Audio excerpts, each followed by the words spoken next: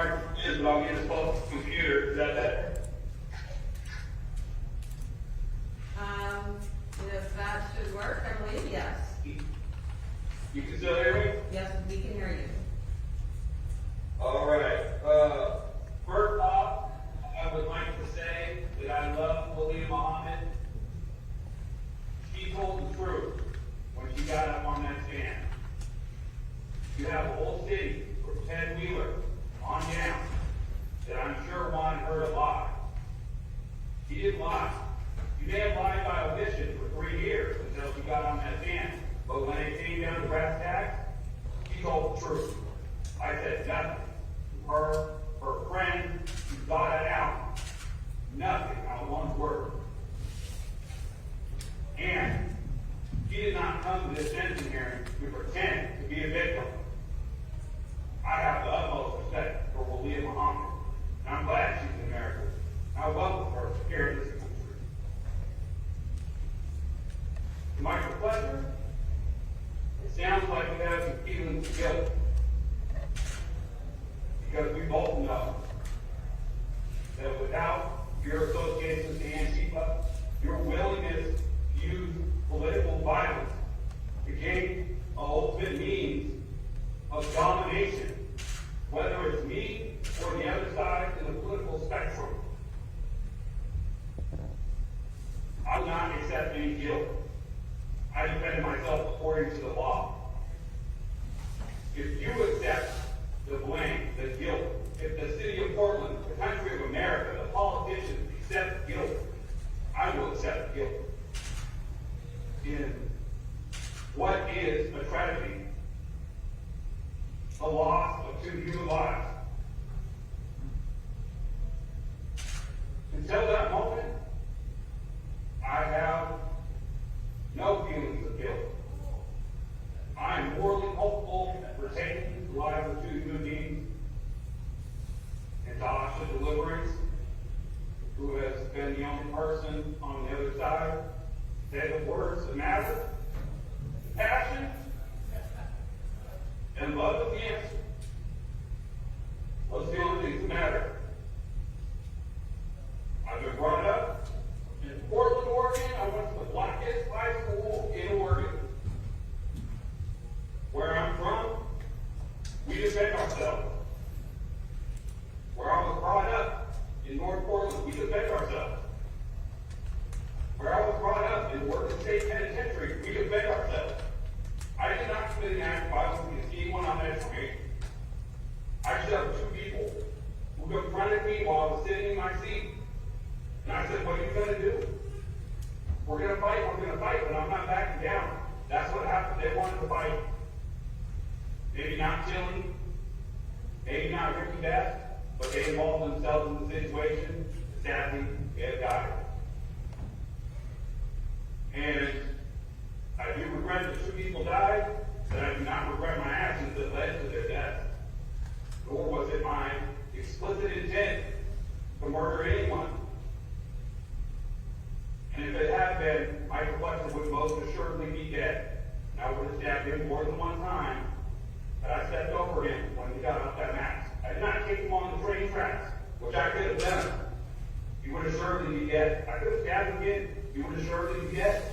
That's not what happened. People say this is a premeditated attack. I had no premeditations at all other than to exercise my right to free speech after being naked by someone the night before for talking about a Stephen King book and World War II and accused me being racist. Said nothing racist. I confronted her, confronted Dimitri after we had words, and led to her making me defending myself. Clear on the video. She's a liar. We know she lied to the media, told the truth on the stand, and she told the truth in the police report. But she lied to the media for 3 years and said, I threw my bottle first. We know that's a lie. Among others that she voiced. I agree with a lot of what she said about the criminal justice system. I don't like it either. But you can't get up here and sit and talk about the criminal justice system that you're using to prosecute me while you sit there and snitch on me. Okay? That's hypocrisy. Plain and simple.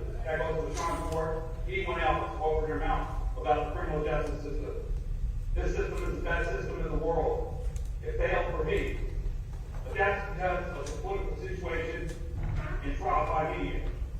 Not because the system doesn't work. The system, at its best, does work. At its worst, fails horribly. But it's the best system we have. Just like this is the best country that we have. And we are not a country unless we share the same ideal on what makes us a country. That is the defining fact of this country. So, we can continue to kill each other.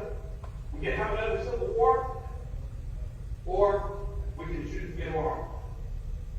That said, I will read my allocution statement and be sentenced to prison, and that's fine with me.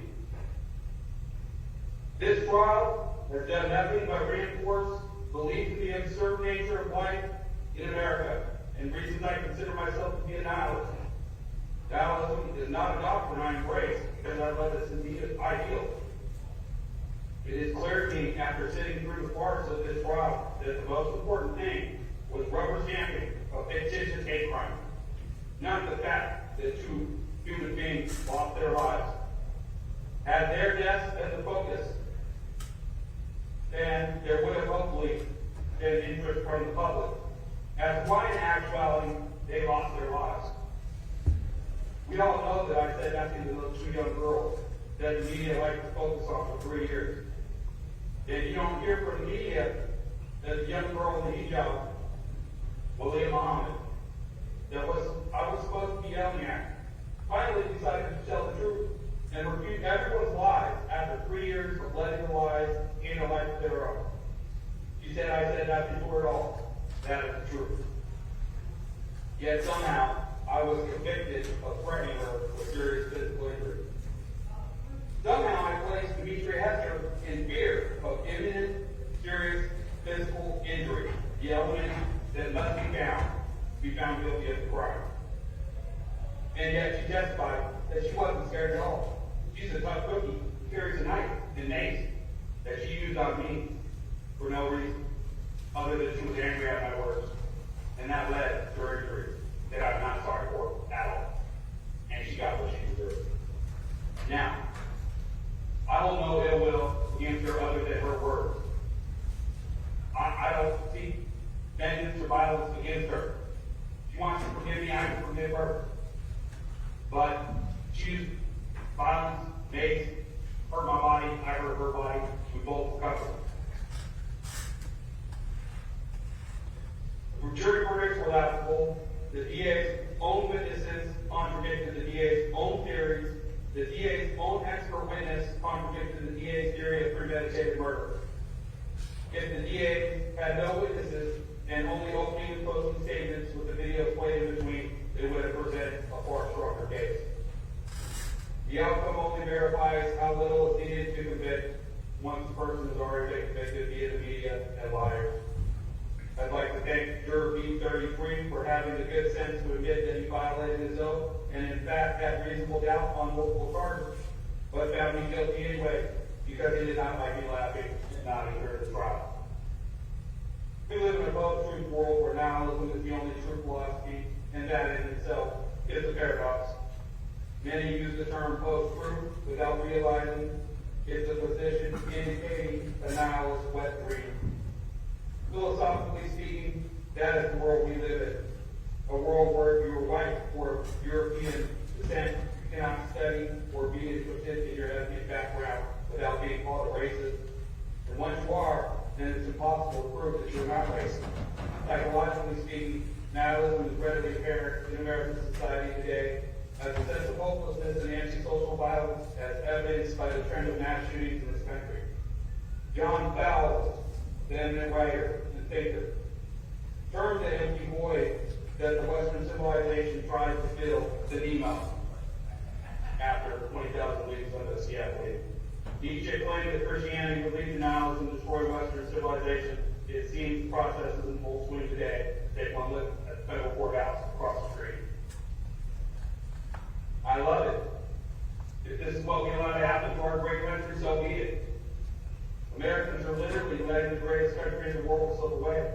The country which popularized the greatest ideals of individual freedom. Maybe good for me if the justice system and the police are defunded and abolished I'm not a coward that needs others to deal with my problems. If that should come to pass, I will not lament a corrupt system, yet still one of the best in the world. It punishes the poor, the unpopular, and the dark-skinned differently than others, like Hillary Clinton, on down the line. What is called good is perfect. What is called bad is perfect, according to Walt Williams.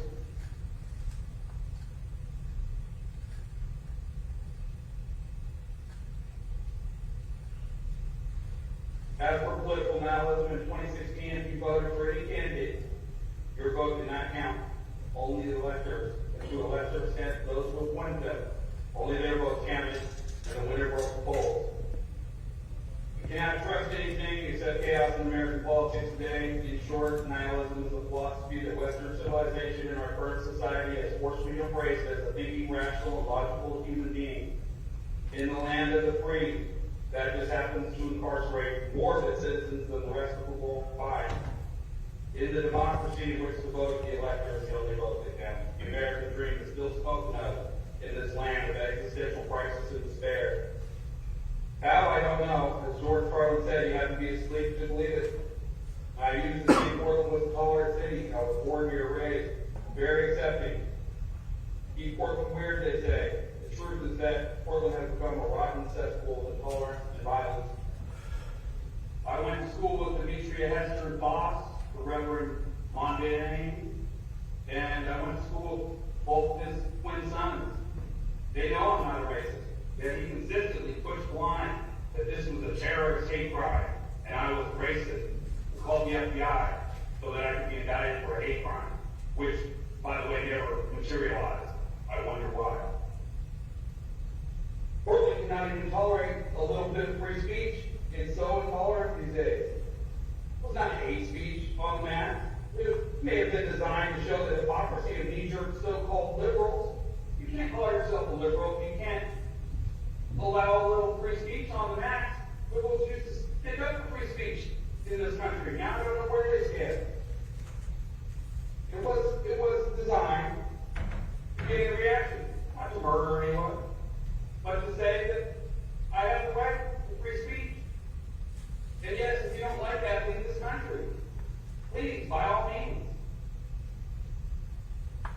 The truth is that Portland empowers people like Micah Fletcher and the groups he is part of, like Antifa and skinheads, to commit violence for political reasons, and then create a false narrative that allows him to be seen as a hero for getting 2 people killed, and also nets him a cool $250,000 for his stupid actions.